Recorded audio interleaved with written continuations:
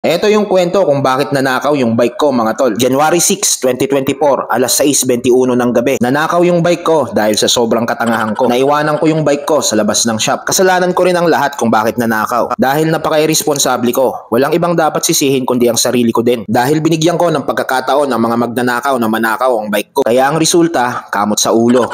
Kinabukasan, January 7, 2024, lumipas na ang magdamag, hindi ko pa rin alam na nawawala na pala yung bike ko. At umabot pa nga ng tanghali. Nung bibili na ako ng ulam para sa tanghalian, doon ko na napuna na nawawala na pala yung bike ko. Hanggang sa chinek na nga namin yung CCTV ng shop. At doon napanood ko na naiwanan ko pala yung bike ko sa labas ng shop. Hanggang sa madaanan ng dalawang rugby boy at pinag-interesan. At tuluyan na ngang ninakaw yung bike ko. Kaya nag-post agad ako sa Facebook na ninakaw yung bike ko. At mga ilang minuto lang may mga nagbagandang loob agad. May mga nag-chat na at tumawag na mga tropa at mga followers na nakita na daw nila yung bike ko na nakapost na sa marketplace ng Facebook at binebenta lang ng 5,000. At dali-dali agad akong nag-report sa San Pedro Police Station. At doon ipinakita ko sa mga pulis ang kopya ng CCTV sa nangyaring nakawan. Inireport ko rin sa mga pulis yung oras at kung saang lugar nangyari. At ang mga katibayan na ako mismo ang may-ari ng ninakaw na bike. At pagkatapos nakiusap ako sa mga tropa at mga followers ko na nakakita ng bike ko sa marketplace na kung pwede ay makipag-deal na sila doon sa seller at bilhin na yung bike ko. At pagkatapos noon, isa sa mga kaibigan ko ang kadil ng seller. At habang kachat niya yung seller, sakto namang nakabukas yung location kung saan nagmumula yung message ng seller. At unti-unti naming nilocate kung saan nagagaling yung mga message. At nakumpirma na nga namin yung location. Alas 2 ng hapon, January 7, 2024. Lokasyon sa may Arco ng Dilapas, Binyan City, sa may Alphamart. At bago pa may kasang paghahanap doon sa seller, nakatimbre na lahat sa mga tropa. At nandun na sila sa lokasyon ng mga seller.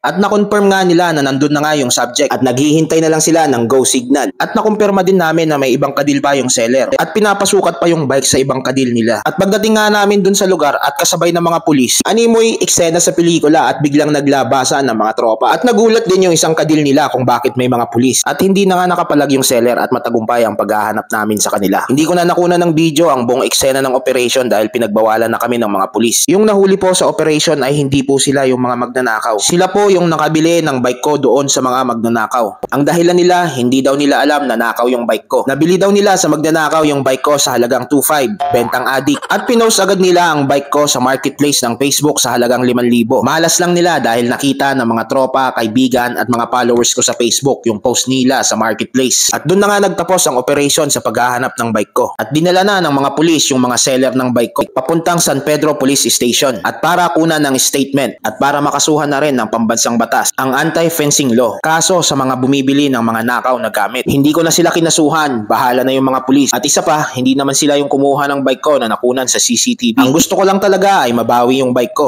At pagkatapos nun, umuwi na ako at dala ko na yung bike. So yun nga yung buong kwento mga tol. Pero bago ko makalimutan, magpapasalamat muna ako sa mga taong tumulong sa akin. Sa lahat ng nagmagandang loob para mabawi yung bike ko. Hindi ko alam kung paano ko kayo pasasalamatan. Pero gayon pa man, maraming salamat pa rin sa inyong lahat. Sa mga tropa, kaibigan at mga followers ko sa Facebook, maraming salamat mga tol sa lahat ng effort nyo. At lalong-lalo na sa mga pulis San Pedro. Hindi makukumpleto ang operation nang wala kayo mga sir. Saludo po ako sa inyo mga sir. At siya nga pala mga tol, ginawa ko ang video na to para hindi sa pansarili kong kapakanan. Marahil awareness na rin para sa ating lahat. Pero wag nyo akong tutularan mga tol na mangiiwan ng bike sa labas ng shop at nagbigay ng pagkakataon sa mga magnanakaw. Malaking aral para sa akin ang mga nangyari. At isinumpa ko sa sarili ko na hindi na mauulit ang mga ganitong pangyayari. So yun lang mga tol, ingat sa ating lahat and ride safe.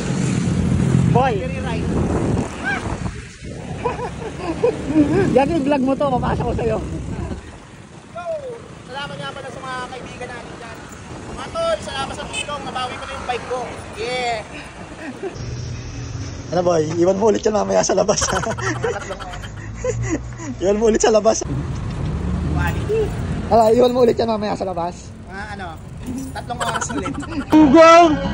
Barinig kita sa mukha eh!